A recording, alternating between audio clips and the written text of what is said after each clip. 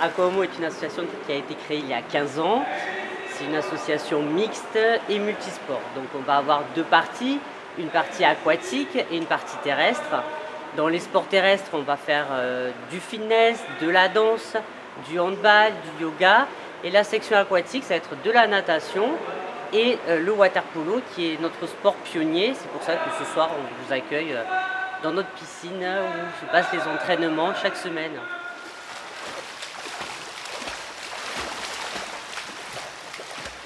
Nous participons régulièrement à des événements sportifs à l'étranger, donc c'est important d'organiser par exemple le déplacement, la logistique et également on sait faire des événements puisque chaque année on participe au TIP et on organise un tournoi de water polo, un tournoi de handball et depuis 2-3 ans on a mis en place la danse urbaine, une section qui pour le moment est sous forme de stage d'initiation.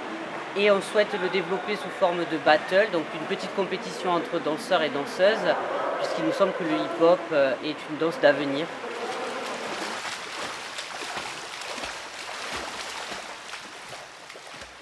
La création de Paris 2018 c'est collégial, c'est-à-dire c'était avec toutes les autres associations, on s'est regroupés et on a apporté un projet ensemble.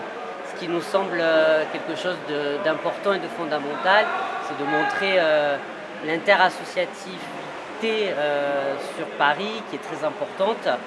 Et pour finir, pourquoi Paris? Parce que c'est les 10e Gay Games, c'est quelque chose d'important, d'incontournable. Et puis il y a le regret de ne pas avoir eu les dernières Gay Games à Paris.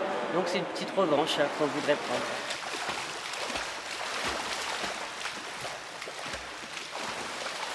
Personnellement, j'y étais pas.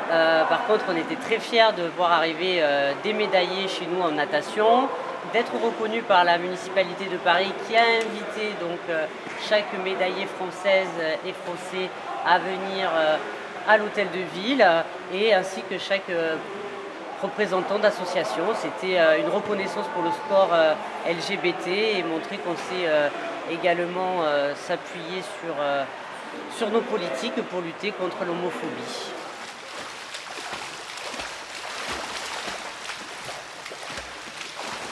Alors à l'état actuel des choses, sur Cleveland, on est surtout sur la communication. On essaye de mobiliser le maximum d'adhérentes ou d'adhérents à y aller. Ça reste relativement cher et compliqué à organiser. Donc là, on est en train de chercher des ressources financières et de s'appuyer sur la fédération sportive gay et lesbienne pour voir ce qui est possible de faire et de regrouper le plus grand nombre pour représenter la France au prochain Gay Games à Cleveland.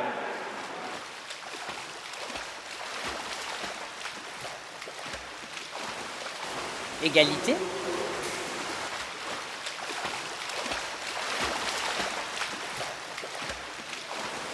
Paris, ville internationale.